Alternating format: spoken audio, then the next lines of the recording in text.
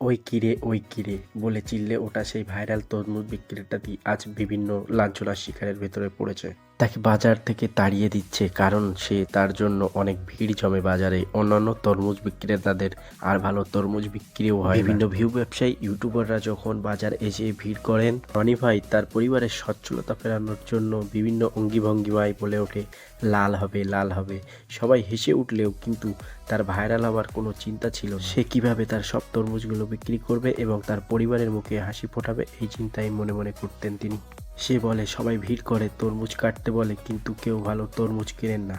আর এই সকল ইউটিউবারদের জন্য সাধারণ কাস্টমারও এর ভিতরে প্রবেশ করতে পারছে না, যার কারণে তার প্রচুর টাকার লস হয়ে গেছে। তবে কিছুদিন আগে এক মোবাইল দোকানদার তাকে নিয়ে যায় তার প্রতিষ্ঠানে অ্যাড দেওয়ার জন্য, কারণ সে এখন ভাইরাল। মুখ দিয়ে যাই বলছে সবকিছুই ভাইরাল। নাম হলো রনি। কয়েকদিন আগে সে কান্না করে বলছিল যে তার ব্যবসায় মন্দা দেখা দিয়েছে, 1.5 লাখ টাকার তরমুজ নষ্ট হয়ে যাচ্ছে, বিক্রি করতে পারছেন না। ভিউ ব্যবসায়ী ইউটিউবাররা তার দোকানে ভিড় করেন কিন্তু কেনেন না কেউই তরমুজ। সবাইকে আনন্দ দেওয়া লোকটিকে আজ কানতে হচ্ছে। সামনে ঈদ, কতই না খরচ তার পরিবারের মুখে হাসি ফোটাতে, কিন্তু এই ভিউ করেরা সব যেন এলোমেলো করে দিল। বাংলাদেশে এমন ভিউ ব্যবসায়ী ইউটিউবারের সংখ্যা প্রচুর হারে বেড়ে যাচ্ছে।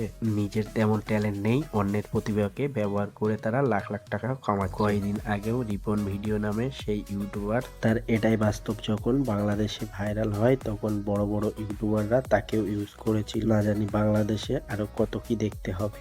এইসব ভিউ করেরা যখন রনি ভাইয়ের দোকানে ভিড় জমায়, তখন মনে হয় যেন রনি ভাইয়ের জন্যই এসেছে তারা এখানে, কিন্তু তারা এসেছে একটু ভিডিও করে নিজেরা একটু ভাইরাল হওয়ার জন্য। লাখ লাখ টাকা কামাতে হবে তাদের।